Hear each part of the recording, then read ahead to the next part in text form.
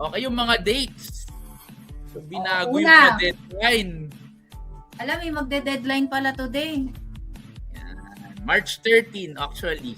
Yung filing ng written request for non-consolidation. So kapag ayaw nyo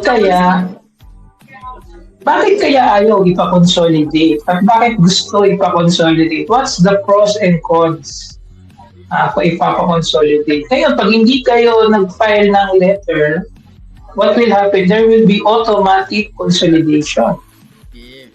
Meron ba tayo maiisip na dahilan bakit tayo ipa-consolidate, Mike? Sa tingin mo? Kasi parang lahat income tax, isa na lang, di ba? So, na lang. Eh ngayon, baka kasi namimiss nila yung 3 LOA, 1 taon. Ano kaya mga dahilan? Rationalization. Ang tanong, bakit hindi mo ipapa-consolidate?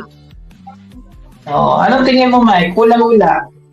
Unang hula ko po dyan, baka mapabilis.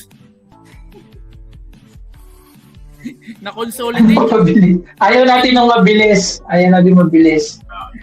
Yeah. Ang gulo nung sinasabi ni Mike, ayaw niya magpabilis. Bakit kaya gano'n? Explain mo, malabo reception mo. Choppy ka, choppy. Okay. Example po, no, yung isang LOA, let's say nasa PAN na stage na. Tapos yung isang LOA mo, wala ka pang NOD. Or NOD stage ka na. So, papabilis na yun. Lalabas na yung ano mo.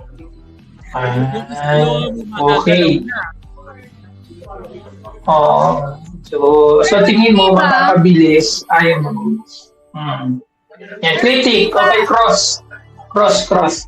Pero hindi ba sa mapapabilis is mapapabagal? Kasi supposed to be, mahihila nung pan na yung isa, di ba? Kasi isa wala pang NOD.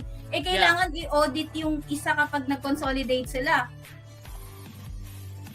So, hindi ba mapapabagal? Ako nga iniisip ko nga, mas mapapaganda kasi dahil mapapabilis and haste makes waste, baka yung findings diba, show pow, hilaw. Ay, how show, hindi show pow. So sa akin nakikita ko parang mas advantageous mapabilis.